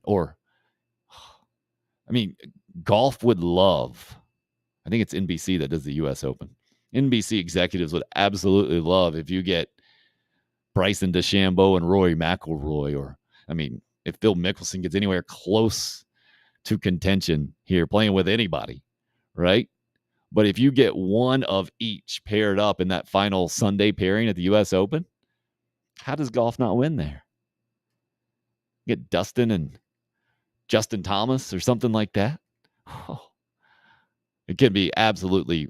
I mean, this is a crazy environment to start the U.S. Open, and it's going to be fascinating to continue to see whether or not these guys on the Live Series now will be allowed to play in the majors, because the PGA Tour is doing everything they can possibly do. The USGA basically coming out, how I translate the message that they put out, that the guys are eligible for this year's U.S. Open, was, yeah, there's nothing really in the rules we can do to keep them out this year, but the criteria will probably be different moving forward, or we'll be making it clearer moving forward now that there are a bunch of significant guys who won't be playing on the PGA Tour like they were before.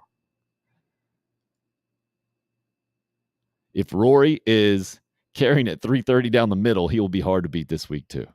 Yeah, this is where I'll be stealing Pat Monteith's personal philosophy of, it's really hard to follow up a great day with another great day. I think in golf especially, it's really hard to follow up a really good tournament win with another tournament win. We do see guys go on streaks, though. Scotty Scheffler certainly has relatively recently. I don't know if Rory's ever done that personally, just gone on a streak of winning tournament after tournament after tournament. I mean, he's got 21 career wins. I don't remember a win before a major, for instance. Best storyline, Trey says, Mickelson completes the Grand Slam by winning this weekend. Oh, forget about it, right? How many times are we going to hear 6-time runner-up Phil Mickelson at the U.S. Open this week? And especially after playing as poorly as he just did. And he just comes out and says, yeah, I just kind of wanted the money last week. I've been preparing for this since I won the PGA last year. This is the only one that matters to me. And now I got it. And I got the money from the Live Series. And I'm going to go celebrate and document it on social media and just be that guy. Oh, yeah, absolutely, Trey. And of course, the odds of that happening are next to zero, it seems like, with where Phil's game is and what the U.S. Open can be. But fantastic golf stuff. Not going to lie. I'm down for it. I am all in on this thing. And I appreciate the Live Series putting up the competition. Because is the environment at the RBC Canadian Open anywhere close to what it was yesterday? Had all this drama not gone down? Had Dustin Johnson been playing in it like normally and representing the RBC like he has for the last several years, along with Graham McDowell and Bryson DeChambeau's in the field and Patrick Reed's in the field and the whole thing? No, I don't think it is. And to me, I'm all for the competition. And I get Jay Monahan's perspective, having to protect the tour. I think him invoking 9/11 and families that were affected there, and that might have gone a little bit too far, but I understand where he's coming from with the Saudi Arabian money connected. And I guess the line that got the most play from yesterday's interview was, when I want those players that have made the jump, or I want players to really think long and hard about, when have you ever had to apologize about being a PGA Tour member? That's interesting. What's a crazy place for golf to be. But if it can get Rory McIlroy and Justin Thomas and Tony Finau to play at the level that they were playing yesterday, if it can get Dustin Johnson and Phil Mickelson and Patrick Reed, Bryson DeChambeau, all those guys on the Live Series now, if it can get them more competitive in the majors, or to have an extra sense of motivation, that I'm all down for that. Totally in for the golf drama there. But from the South Carolina perspective, again, the news over the weekend that Shane Beamer and company got that class of 2023 really rolling. with 4 commits. 3 of them gone public. One as an athlete, most likely a wide receiver. Mentioned the relationship with Justin Stepp. This is a kid out of Fort Myers, Florida. Kelton Henderson. And the offer list, really impressive. That's where I go to in recruiting. Again, not a big-time recruiting guy day in and day out. That is a grind all of its own. And that is a lot of contacting families and high school coaches. And it is certainly its own soap opera in a lot of ways. And I understand why, if you are a big recruiting person, you are. Because it is very impactful to college football. But now the game has changed so much with the transfer portal in so many ways. How it ends up playing out, none of us know for sure, but I think we all understand that recruiting has changed. Not just transfer portal wise, but name, image, likeness wise for sure. And the Texas A&M, Jimbo Fisher and Nick Saban spat all involved in this thing. So the wide receiver, rated a 4-star guy out of Fort Myers, started things off yesterday. Connor Cox, a tight end from Jacksonville, a 3-star guy, was number 2. And then it was a defensive back, Cameron Upshaw, also from the state of South Carolina, as the 3rd public commit yesterday. Shane Beamer mentioned there is a 4th in the fold, but the specifics on number 4 yesterday not released or not made public as far as I know at this point. So that's where we are on the college football landscape. And again, the team rankings, I thought it was notable for sure, because I go to these team rankings and wow. So Notre Dame already has 15 total commits. Penn State with 13 total commits for this class of 2023. Texas Tech with 20. That's nuts to me, especially not knowing. Maybe these programs are just going all in on the bet that the NCAA is going to open up that 25 person limit for a class and make it unlimited, or certainly just increase the number. Like Ole Miss has 3 and they're ranked 25. North Carolina, South Carolina, UCLA with 4, and South Carolina at 35 in the country right now, according to these rankings. And I guess the rankings go by the number on all the way to the right, the score of each individual recruit, the average score or ranking of each individual commit. Southern Cal is number 1 with 93.7 something, but they're 7 guys. Alabama has 4 guys, but they average a 92.7, so they're at number 3 in the country. The Gamecocks with their 4 guys averaging 87.1.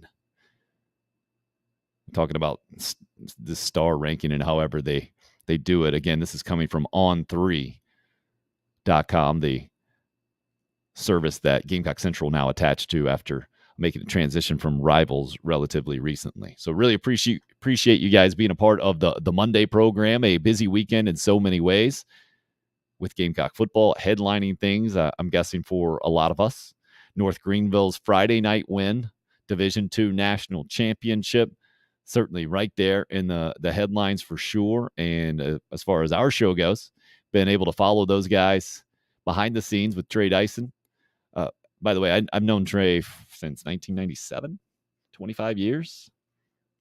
Just happened to pick up a part-time job when I was at the University of South Carolina, helping out Spring Valley High School, and it was his senior year. Best high school hitter I've ever seen. And now helping the North Greenville hitters, saying they got to hit more. And what they did, winning a national championship, they got to get better in the whole thing. Hilarious to me. But if you guys missed Landon Powell jumping on with us, and Trey just opened things up there in the coach's office in North Greenville, it was Landon's son Holden holding the national championship trophy to begin our segment with them. I'll break that segment out and get it up on YouTube here in the next several hours as well. But the headline taken away from that one is, yes, he wants to be the University of South Carolina baseball coach. That is his goal. That was his goal when he got into coaching, to get back to the alma mater. But he says he's in no rush doing it. And he's happy to be in Tigerville, North Greenville, and continue to now up the challenge, right? To keep it going. They've won the national championship, something that seemed nearly impossible I'm thinking in a lot of ways 7-8 years ago. The journey has been tremendous, and now it's a matter of, all right, time to change the carrot. And Landon said his personality is, all right, let's win 3 or 4. Let's keep it going. How do we do that? Mentioned all the good players he's got coming back and how the quality of life that he really values and how he might look at his career differently than other coaches who are looking to take that next job and advance their career. He doesn't see it that way, having played at the highest level of the College World Series, having played in Major League Baseball and earned significant money off of that. And then his specific relationship with the state of South Carolina right now with his community in Greenville and North Greenville. And so he says he doesn't even really think he's on Clemson's list and wouldn't be a good situation for him anyway. And that's kind of the vibe I got off that, especially knowing the timing, right, of the Monty Lee situation and how he was connected to Carolina and how that didn't work out. And Monty Lee, a great reputation in the state of South Carolina in so many ways, as an assistant, then as a head coach at the College of Charleston, and then going and taking over for the Hall of Famer Jack Leggett didn't work out. And so Landon Powell's kind of shooting that storyline down right here very directly, but then adding more context, I think, of how he approaches it and why he won't be parlaying a national championship on the Division II level with a better job in baseball at another mid-major school. His old buddy Scott Eisberg was just talking about how if Cliff Godwin, who seems to be pretty high up on the Clemson list, were to move to Clemson, that a job like East Carolina would make a ton of sense for Landon in his coaching career, and what they could do financially would be tremendous compared to where he's at in the whole thing. And Landon tells us very honestly, like, that's not part of his motivation right now. And it's not why he coaches. And he's in a good spot, and talked about it with his family yesterday, and kind of have come to the perspective of they're good. They're good where they are. And he'd love to be the head coach at the University of South Carolina, but he also wants Mark Kingston to succeed. And he said specifically win 3 or 4 national championships, and maybe Landon can take over when Mark Kingston rides off into the sunset. Well, that would be a heck of a turnaround right now for where the Gamecock program is. The timing would have been perfect from the outside looking in had the South Carolina announcement not been made, or the story not been put out there that Mark Kingston was going to be back for another year in 2023. Because like Landon said, like we all know, it just hadn't been good enough lately. Not making the NCAA tournament is not good enough at the University of South Carolina. For baseball specifically, especially for baseball, I guess I should add. And then to be reminded of how difficult it can be to make the College World Series from that Tennessee perspective.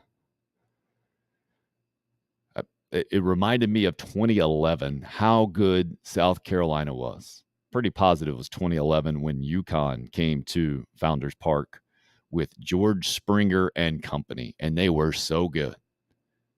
They were a really, really good team, and they were on a roll. And, I mean, obviously, Springer goes on to be a big-time big leaguer.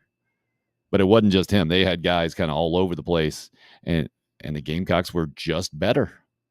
I mean, Matt Price coming in, shutting the door in those games, and this was part of the ridiculous run, the ridiculous record-setting run that the Gamecocks went on, winning 22 NCAA games in a row, NCAA tournament games.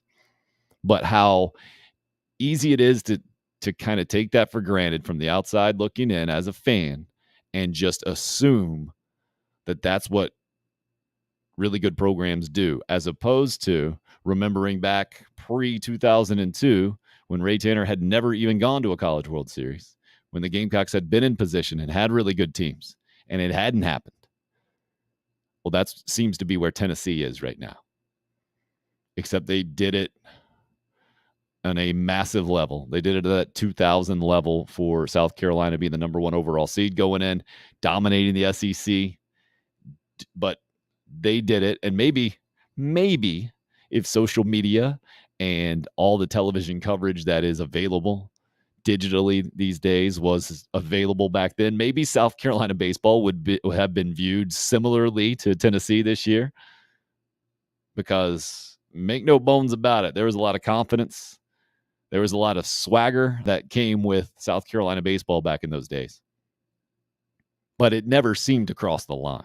And I was there for a lot of those games. I shouldn't say that maybe they would be taken like Tennessee, because Tennessee just went to a whole new level. And Jordan Beck, and when you hear Pat Monteith from North Greenville, who has buddies on the Tennessee team, say he lost respect for them when he saw Beck flipping the bird rounding first and the whole thing. Yeah, I think that's where most of us who really respected what Tennessee was this year and enjoy just watching really good baseball and had Tennessee kind of there. That's where I had Tennessee in my brain, I guess. Like, hey, man, if they're on, I'm going to watch them play. And I'm not necessarily going to pull for them to win, but I wasn't necessarily pulling for them to lose at that point. But then I do think Jordan Beck pushed most of us over the line. And that was just so ridiculous and so over the top and so easy to pull against. And that's why Notre Dame, I think, had all of that behind them. The baseball gods, the karma was on Notre Dame's side and ended up coming through for the Irish to get to the College World Series. And Tennessee will have to wait and kind of pick up the pieces and see if what they can put together the next year, knowing they are now college baseball's evil wrestler. Tennessee is firmly in that spot, and I don't know what they'll be able to do to get out of it, because when you get that reputation, when you earn that reputation, it is a difficult one to shake off. Because as I was watching that game yesterday, there was a play at second where the Notre Dame tag kind of came in. I think it was the second baseman putting the tag on the Tennessee runner. Tennessee guys slid in like normal, but it was the Notre Dame guy coming in and really getting his shoulder into the Tennessee guy. And had those jerseys been reversed, I think this is a replay that would go all over social media and say, oh, look what Tennessee's doing again. Look what they're up to now, trying to take out a guy with a tag. Man, they're so dirty. Can you believe it? And the thing just snowballs, right? Once you get that reputation. That didn't happen for Notre Dame yesterday because everybody's pulling for Notre Dame. Say, I guess the guy didn't think he was going to come in there, and you just move on. But now that Tony Vitello and company have this reputation, certainly amongst the SEC, but I guess when you say amongst the SEC, that is college baseball these days, especially knowing that Texas and Oklahoma are coming and those programs in the College World Series this year. That is basically college baseball as well. I guess a lot like football, right? You can't have a reputation in the SEC and it not be your national reputation in football, and I think the same with baseball. So where this thing goes for Tennessee moving forward, maybe Notre Dame will help them out by going on to win the national championship or something. You never can tell in a College World Series. And again, that goes to show you what an amazing group and run it was for South Carolina more than a decade ago, or a decade plus ago. So who knows? We'll try to handicap it for you this weekend or this week going into the College World Series, which starts at 2:00, I think, on Friday. But who knows? There's so many good teams, and they're so proven. And what happens now? Like Ole Miss, I want to pick them right now to win the College World Series as a 3 seed. We saw Fresno State do it as a 4 seed a while back. So, it has happened. There are crazy things that can happen in college baseball. So what's happened up to this point, I don't know if it's going to apply that much in Omaha. It's part of the beauty of it, right? And we saw that personified, represented in so many ways in that Knoxville Super Regional. Fantastic stuff. And again, to get 2 more games today, 4:00 today is when UConn will try to knock off Stanford and pull another massive upset in college baseball. And then a much more evened series in the nightcap with Auburn being a 14 seed and having hosted their regional against Oregon State. But looking forward to both of those games. I'm hoping the weather doesn't have an impact like it did yesterday. And that was a bit of a bummer. I think we had three games set to go, and it ended up being one at one point.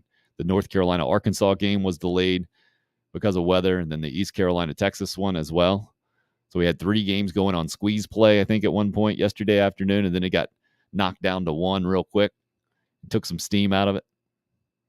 And that's why you definitely can't judge the NCAA baseball tournament just off of super regionals, and I think ESPN does that poorly, right? The most fun of the NCAA tournaments during the regionals.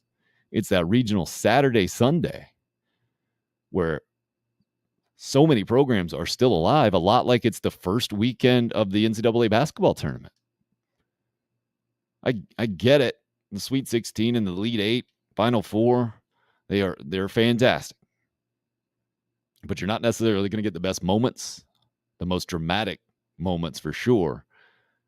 And maybe ESPN will figure that out eventually, or maybe they just don't think they can make enough money for it to pay off.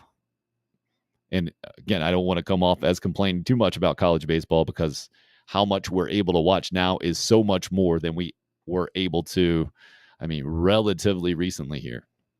Less than 10 years ago, probably, with the ESPN Plus stuff, with the regionals having availability everywhere, as opposed to, I think it was like 2 or 3. It was like 2. It was 2 regionals, I think, that got aired on ESPN back in the day. And everything else, nope, sorry. You're not getting any TV. You got to go to the games. It seems like such a different time in so many ways. And I guess I would be remiss, and we're going to talk about baseball a bunch today, not mentioning the Braves. 11 straight wins, something that they didn't do last year in their World Series championship season. Won 5-3 yesterday, hit 4 home runs. Adam Duvall hit 2 of them. Longest streak now since 2013. You can see going by on the ticker on the video portion of the show, and have cut a once 10-plus game lead down to 5.5 behind the Mets, and done it here just in June, I think, or during this run, I should probably say, which I think is just in June. Yeah, I think it's since June 1st. Playing some bad teams has certainly helped. The A's and the Pirates, not going to scare too many people. Another Major League Baseball note is that Christian Walker, a home run shy of the cycle yesterday, and the Diamondbacks ending the Phillies' 9-game win streak. The Yankees continue to dominate. What did they won? They won 44 out of 60. I think they're 44-16. Just crazy numbers. The Dodgers also having a heck of a year as well. Kind of the headlines for me of Major League Baseball, a third-ish of the way in. I guess a little bit more than a third in. And Atlanta doing this when they needed it done, by the way. And I read the story that it was a team meeting called by Brian Snitker just to remind the guys of the standards they needed to play up to. And after that, they haven't lost. It's a nice narrative out there. But what I took away from the actual story, much more than a team meeting being called and a discussion had, was the impact of a leader like Brian Snitker having on the franchise, the team, a guy who didn't get his first big league managing job until he was 60, but how consistent he is, how even-keeled he is. And that was more the theme, I think, of this article. While the headline can read, Braves spurred to win streak after team meeting, more of, hey, one of the reasons why this thing works is we don't have a guy overreacting in a 162-game season who's calling the shots. And we can count on that guy. He is more than solid, and it is working. The other Major League Baseball headline that I saw over the weekend, that ESPN, I think they were doing the story last night on the Sunday night game. It was Angels and Mets. My kids were all into it. We don't have the Braves, Bally Sports or whatever. So we did get to watch the Braves every game a couple of years ago when it was on the YouTube TV, and now we have not been able to here in the last couple of years. But Sunday Night Baseball did pop on, and we got the ESPN last night, so we're watching a little bit of Mets and Angels. And the story is from Tim Kirkchin that Joe Madden got a mohawk to help inspire the Angels in the pits of their losing streak. And then he got fired. And he never even got to show the mohawk off. Oh, cruel, man. I'm just imagining the visual. I'm guessing a hat was on in that meeting as opposed to the done-up mohawk. I sure hope that wasn't it. I mean, you can't make that up. That is a classic baseball thing. And Joe Madden never been known necessarily as a steady guy. He's always been known as kind of the outside-the-box, creative kind of manager that's had tons of success. Tampa Bay and helping Chicago Cubs win the World Series, and L.A. didn't work out, man. That's a classic L.A. thing, though, isn't it? Manager gets the mohawk to get the players going, and he never gets to show it off because he gets fired. Oof. Brutal. Absolutely brutal. So that's how we start on a Monday. Hope it helps start your week off today. Recapping a relatively busy weekend for sure.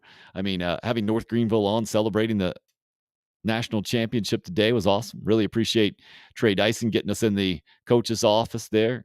Good to catch up with Landon Powell and Pat Monteith, the star slugger. Pat just set a personal best of texting into the show via YouTube, commenting on the show, and then being on the show a couple of minutes later. Pretty impressive. I don't know if that one's going to get broken. I don't know how you can do that. I guess, let's see. Maybe he will he'll come by my house and pop in. That's the only way you could go triple threat, right? You text into the show, you pop in via cell phone, and then you come in the actual studio, my garage studio. You join personally here. Yeah, Mike Martin Jr. getting fired.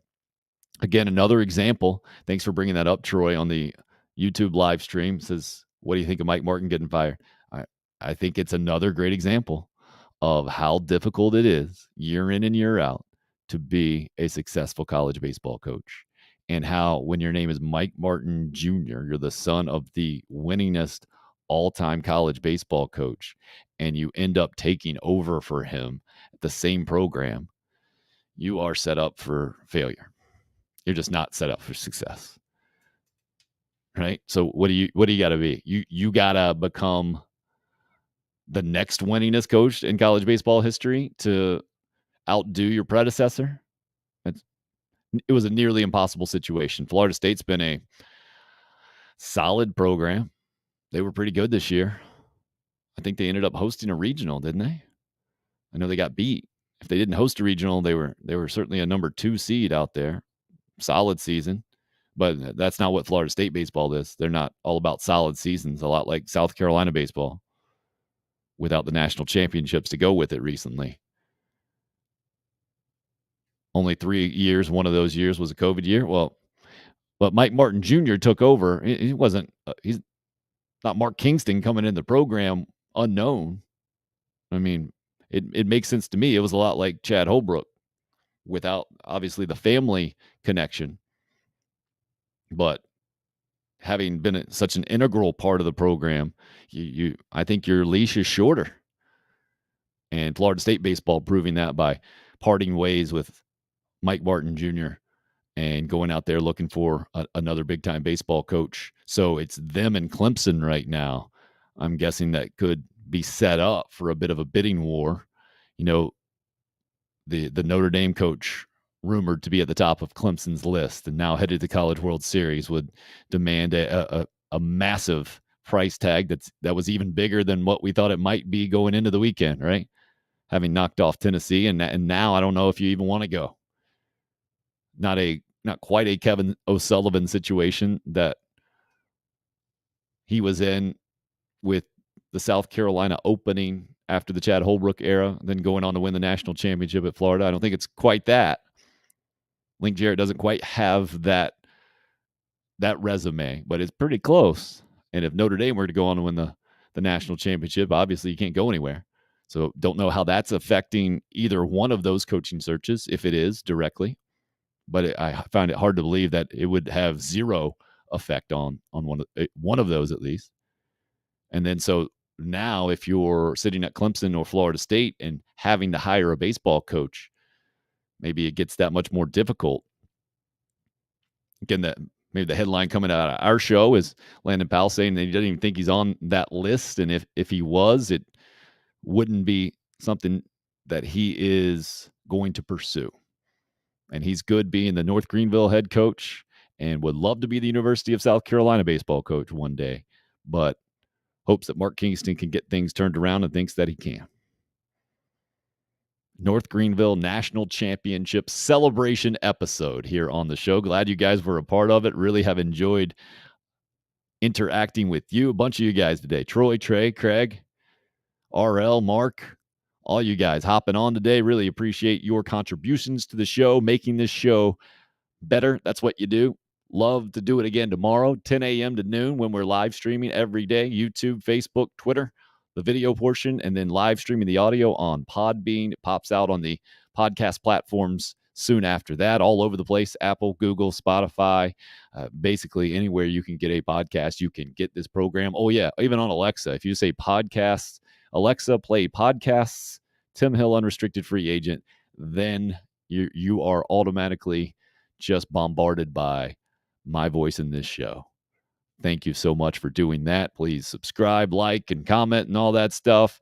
Send it out on the social media. Anything you can do to help is greatly appreciated. Thanks for tuning in to the Monday edition. We'll be back on Tuesday, 10 a.m. to noon. Colette sending good vibes to get us out. That'll do it here on Tim Hill, unrestricted free agent.